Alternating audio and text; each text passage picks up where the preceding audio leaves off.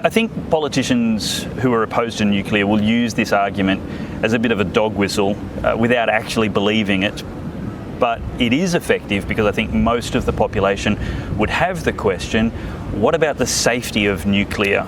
We've heard about Fukushima, there's been news coverage about that in our lifetime, and we've seen documentaries about Chernobyl and about when this goes wrong, it goes really, really wrong. That would be in a lot of people's minds. You've said that was 20th century technology, talking about the flexibility and scalability of nuclear energy.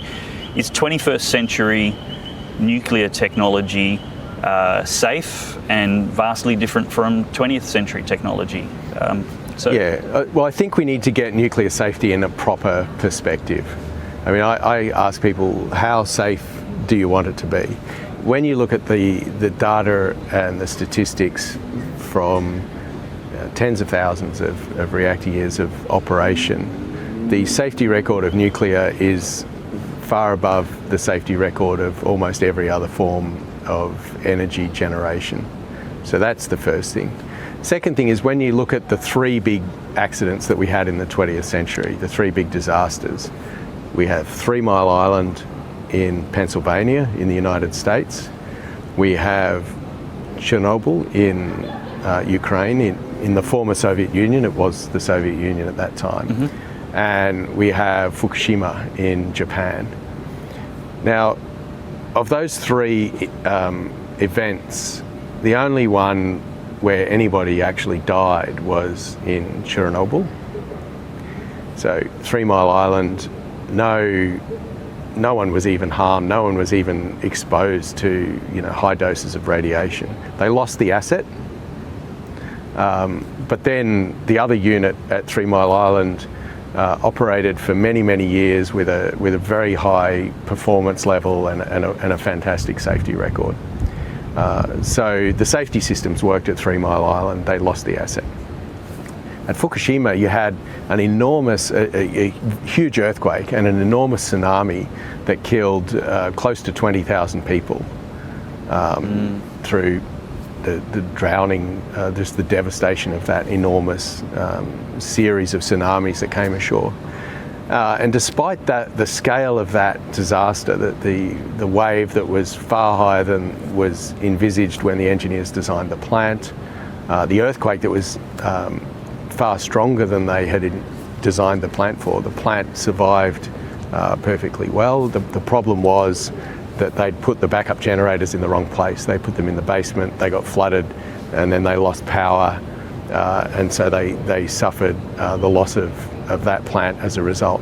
But no deaths. There's maybe one death associated with Fukushima, depending on how you interpret the information. But basically, the Fukushima disaster is actually a demonstration of the safety of nuclear energy. And then you've got the Chernobyl accident, where there were forecasts of thousands and thousands of cancer deaths. Professor Thomas, Geraldine Thomas at Imperial College London, who was the custodian of the tissue bank, the human tissue bank for people exposed to radiation after that event, changed her view on nuclear as a result of not seeing this huge wave of cancers that had been predicted. So, and the other thing to remember about that, the Chernobyl incident, is the design of that reactor was fundamentally flawed. It should never have been built. The Soviet engineers knew that it had that flaw. They hid that information and failed to tell the operators that they needed to take particular care under certain conditions. And so they had unwittingly, in that test they were conducting, put the reactor into exactly the condition where it was catastrophic, exactly. So when we put this in perspective, if the aircraft industry had the same safety record as the nuclear industry, we would have had just 3 significant crashes of aircraft in the entire history since World War II. We would have had only 1 aircraft crash where people had died, and that would have been of a badly designed aircraft in the Soviet Union. And then you want to say, as a result of that, we should ban all air travel. I mean, it's just absurd. And then now we have designs that are even safer than the 20th century designs. So, if you think that nuclear is dangerous, then you should never fly again in an aircraft. If you think that flying in an aircraft is dangerous, you should never again get in a motor car, because that's even more dangerous than air travel. Yeah. So we need to have a rational approach to the safety issue. Yeah.